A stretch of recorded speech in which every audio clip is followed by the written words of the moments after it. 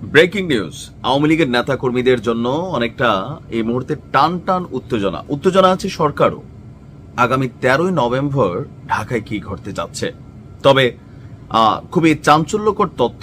বিশেষ করে এই টাইপের নিউজগুলো আবার আমার দেশ পত্রিকার মাহমুদ ভাই তিনি এগুলা সবচেয়ে বেশি এখন প্রকাশ করেন, বা ওনার কাছে সবচেয়ে বেশি তথ্য উপাত্ত থাকে।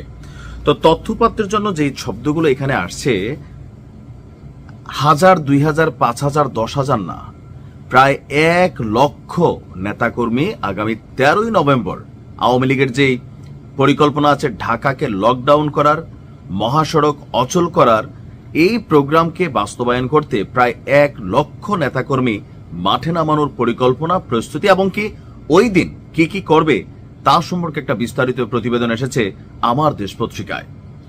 বলা হচ্ছে যে আপনার 13ই নভেম্বর যেই দিন এখানে ঢাকা শহরে বেশ কিছু নাশকতা এবং বিশৃঙ্খলার নীল নকশা এঁটেছে আওয়ামী লীগ। তো কি কি থাকবে কাজের পরিকল্পনায় বলা হচ্ছে যে এখানে মূল দায়িত্বটা যিনি সমন্বয়ক হিসেবে পালন করছেন তিনি হচ্ছেন ভারতে পলাতক সাবেক স্বরাষ্ট্রমন্ত্রী আসাদুজ্জামান খান কামাল, আর তাকে কৌশলগত সব ধরনের সহযোগিতা দেওয়ার জন্য দায়িত্ব দেওয়া হয়েছে এসবির সাবেক প্রধান, ভারতে পলাতক পুলিশের অতিরিক্ত আইজি মনিরুল ইসলাম এবং ডিএমপির পলাতক কমিশনার হাবিবুর রহমানকে। এসএসএফ এর সাবেক ডিজি এবং সাবেক কিউএমজি মুজিবুর রহমান সহ একাধিক ব্যক্তি এই ঘটনায় যুক্ত আছেন।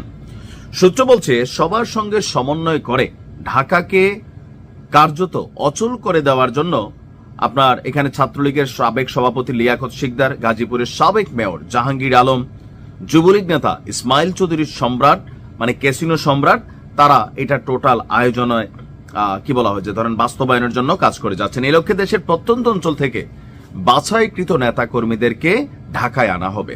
আর অলরেডি কিন্তু এই খবরগুলো প্রকাশের পর আজকে আমি সকালে বলছি যে পুলিশ খুব শক্ত অবস্থানে আছে। ঢাকার বিভিন্ন বাসা, মেস, বাড়ি, বিভিন্ন যে ছাত্রাবাস, হোটেল আছে বা এগুলাতে কিন্তু গোয়েন্দা নজরদারি অনেক গুণ বেড়েছে। আজকে বেশ কয়েকজনকে গ্রেপ্তারও করা হয়েছে।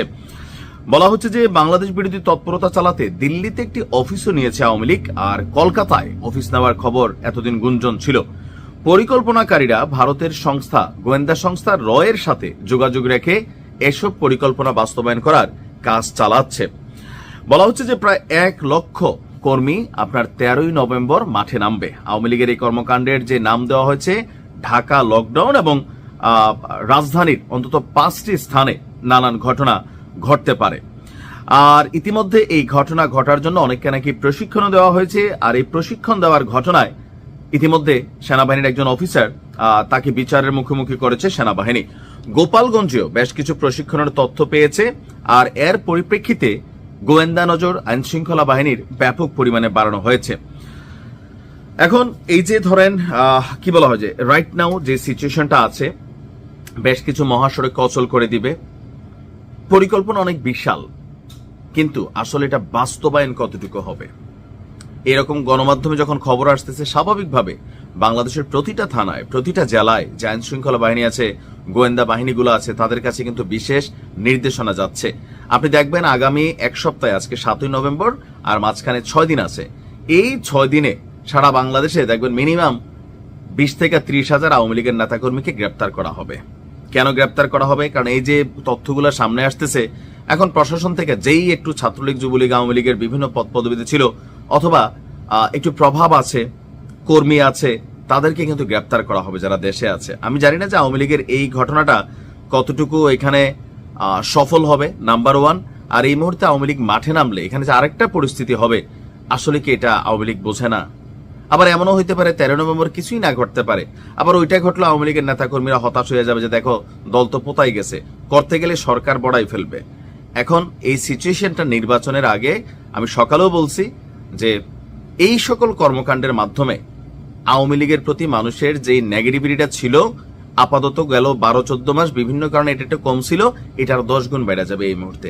বাস্তবতা কিন্তু এটাই। আপনি যেইভাবে আমার ভিডিওটাকে নেন, এরকম কোন সহিংস কর্মকাণ্ডেতে আওয়ামী লীগ জড়াই যাওয়া মানেই হচ্ছে আওয়ামী লীগের যে নিষেধাজ্ঞা আছে আন্তর্জাতিক অপরাধ ট্রাইব্যুনাল থেকে, সেটা আরো শক্ত হওয়া, পাকাপোক্ত হওয়া, এবং কি গণহারে আওয়ামী লীগের নেতাকর্মীদেরকে গ্রেপ্তার করানো ছাড়া আর এখানে কোনো কিছুই এই মুহূর্তে আসবে না। আওয়ামী লীগকে রাজনীতি করতে হলে ধৈর্য নিতে হবে, এমন কোনো কর্মকাণ্ড করা যাবে না যেটা দেশ জাতির জন্য বা নিজের দলের জন্য এটা ক্ষতিকর হবে। ভালো থাকুন।